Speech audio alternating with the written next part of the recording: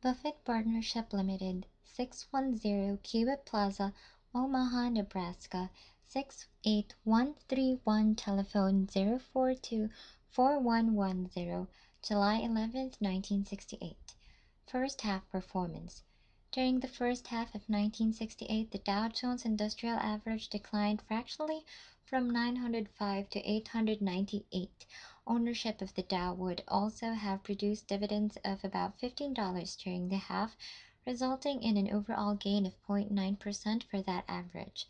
The Dow once again was an anemic competitor for most investment managers, although it was not surpassed by anything like the margins of 1967. Our own performance was unusually good during the first half, with an overall gain of 16% excluding any change in valuation for controlled companies, which represented slightly over one-third of net assets at the beginning of the year. However, any release of adrenaline is unwarranted. Our marketable securities investments are heavily concentrated in a few situations, making relative performance potentially more volatile than in wildly diversified investment vehicles. Our long-term performance goals are as stated in the revised ground rules, and I will be quite happy if we achieve those limited objectives over a period of years. The following table summarizes performance to date on the usual basis. Year 1957, negative 8.4% overall results from Dow, 10.4% partnership results, 9.3% limited partners results. Year 1958, 38.5% overall results from Dow, 40.9% partnership results, 32.2% limited partners results. Year 1959, 20% overall results from Dow, 25.9% partnership results, 20.9% limited partners results. Year 1960, negative 6.2% overall results from Dow, 22.8% partnership results, 18.6% limited partners results. Year 1961, 22.4% overall results from Dow, 45.9% partnership results, 35.9% limited partners results. Year 1962, negative 7.6% overall results from Dow, 13.9% partnership results, 11.9% limited partners results. Year 1963, 20.6% overall results from Dow, 38.7% partnership results, 30.5% limited partners results. Year 1964, 18.7% overall results from Dow, 27.8% partnership results, and 22.3% limited partners results. Year 1965, 14.2% overall results from Dow, 47.2% partnership results, 36.9% limited partners results. Year 1966, negative 15.6% overall results from Dow, 20.4% partnership results, 16.8% limited partners results. Year 1967, 19% overall results from Dow, 35.9% partnership results, and 28.4% limited partners results.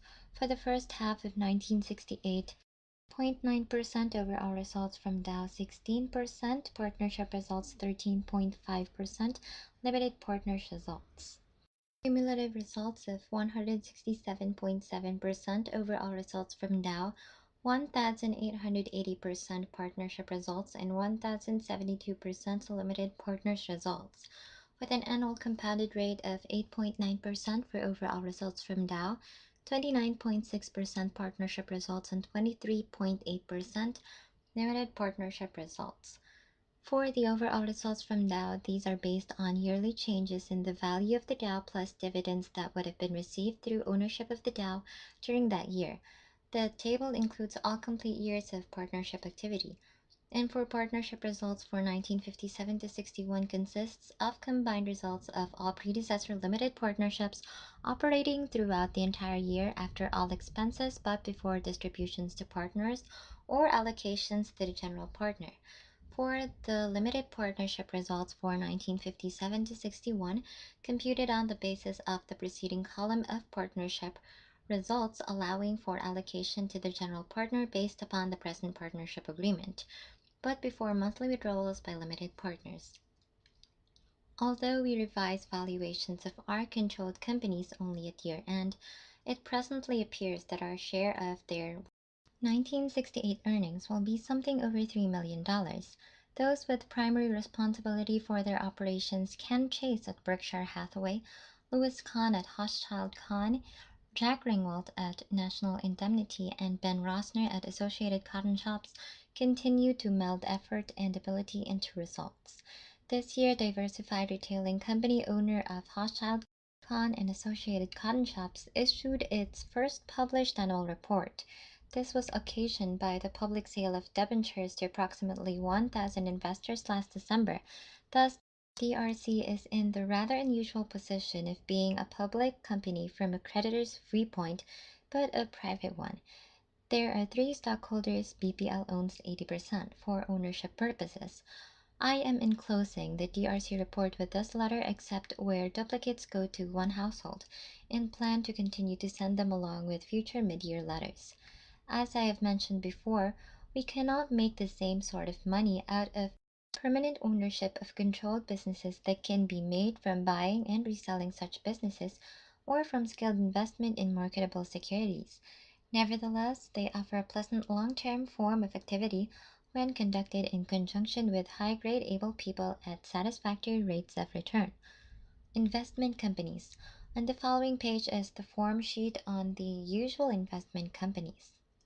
1957, negative 11.4% Massachusetts Investors Trust, negative 12.4% Investor Stock, negative 11.4% Lehman, negative 2.4% Tricontinental, negative 8.4% Dow, 9.3% Limited Partners. For 1958, 42.7% Massachusetts Investors Trust, 47.5% Investor Stock, 40.8% Lehman, 33.2% Tricontinental, 38.5% Dow, 32.2% Limited Partners. Year 1959, 9% Massachusetts Investors Trust, 10.3% Investor Stock, 8.1% Lehman, 8.4% Tricontinental, 20% Dow, 20.9% Limited Partners. Year 1960, negative 1% Massachusetts Investors Trust, negative 0.6% Investor Stock, 2.5% Lehman, 2.8% Tricontinental, negative 6.2% Dow, 18.6% Limited Partners. Year 1961, 25.6% Massachusetts Investors Trust, 24.9% Investor Stock, 23.6% Lehman, 22.5% Tricontinental, 22.4% Dow, 35.9% Limited Partners. Year 1962, negative 9.8% Massachusetts Investors Trust, negative 13.4% Investor Stock, negative 14.4% Lehman, negative 10% Tricontinental, negative 7.6% Dow, 11.9% Limited Partners. Year 1963, 20% Massachusetts Investors Trust, 16.5% Investor Stock, 23.7% Lehman, 18.3% Tricontinental, 20.6% Dow, 30.5% Limited Partners.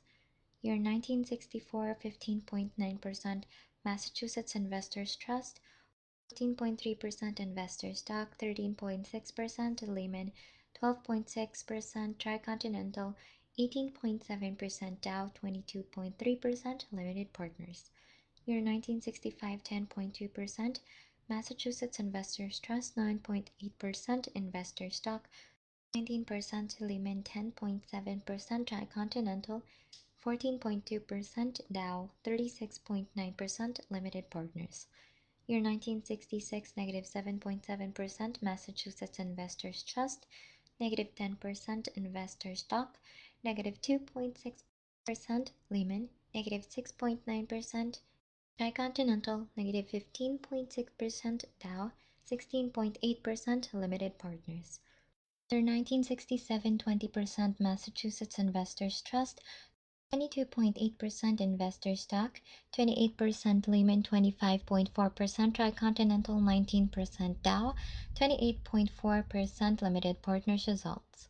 First half of 1968, 5.1% Massachusetts Investors Trust, 2.8% Investors Stock, 4.4% Lehman, 2%, Tricontinental, 0.9% Dow, and 13.5% Limited Partners.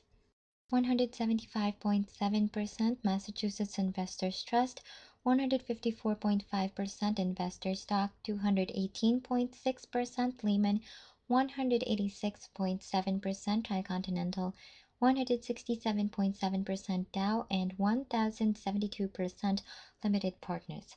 With an annual compounded rate of 9.2%, Massachusetts Investors Trust, 8.5% Investor Stock, 10.6% Lehman, 9.6% Tricontinental, 8.9% Dow, and 23.8% Limited Partners.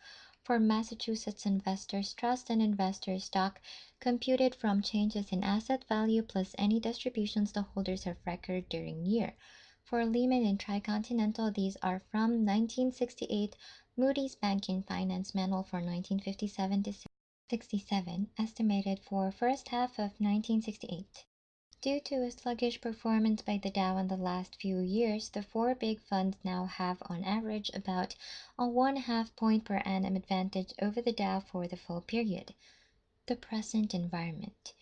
I make no effort to predict the course of general business or the stock market, period. However, currently there are practices snowballing in the security markets and business world which, while devoid of short-term predictive value, bother me as to possible long-term consequences. I know that some of you are not particularly interested, and shouldn't be, in what is taking place on the financial stage. For those who are, I am enclosing a reprint of an unusual, clear, and simple article which lays bare just what is occurring on a mushrooming scale. Spectacular amounts of money are being made by those participating, whether as originators, top employees, professional advisors, investment bankers, stock speculators, etc., in the chain letter type stock promotion vogue. The game is being played by the gullible, the self-hypnotized, and the cynical. To create the proper illusions, it frequently requires accounting distortions. One particularly progressive entrepreneur told me he believed in bold imaginative accounting, tricks of capitalization, and camouflage of the true nature of the operating businesses involved. The end product is popular, respectable, and immensely profitable. I'll let the philosophers figure in which order those adjectives should be placed. Quite candidly, our own performance has been substantially improved on an indirect basis because of the fallout from such activities. To create an ever-widening circle of chain letters requires increasing amounts of corporate raw material, and this has caused many intrinsically cheap and not so cheap stocks to come to life. When we have been the owners of such stocks, we have repeated market rewards much more promptly than might otherwise have been the case. The appetite for such companies, however, tends to substantially diminish the number of fundamentally attractive investments which remain. I believe the odds are good that when the stock market and business history of this period is being written, the phenomenon described in Mr. May's article will be regarded as for major importance and perhaps characterized as a mania. You should realize, however, that his "the emperor has no clothes" approach is at odds, or dismissed with a "so what" or an "enjoy, enjoy," with the views of most investment banking houses and currently successful investment managers. We live in an investment world, populated not by those who must be logically persuaded to believe, but by the hopeful, credulous, and greedy, grasping for an excuse to believe. Finally, for a magnificent account of the current financial scene, you should hurry out and get a copy of The Money Game by Adam Smith. It is loaded with insights and supreme wit. Note: despite my current support your local postmaster drive, I am not enclosing the book with this letter. Details for $6.95. Taxes. Several unusual factors make the tax figure even more difficult than usual to estimate this year. We will undoubtedly have an above-average amount of ordinary income. The picture on short-term and long-term capital gain is subject to unusually substantial variance. At the beginning of the year, I suggested that you use an 8% ordinary income factor. It won't come in this manner, but this figure embodies an adjustment for long-term capital gain applied to your BPL capital count on an interim basis to compute quarterly tax estimates. If a figure different from 8% seems more appropriate for your September 15th quarterly estimate, I will let you know by September 5th. If no change is necessary, you will hear from me on November 1st with the commitment letter for 1969. Cordially, Warren E. Buffett, WEBGLK.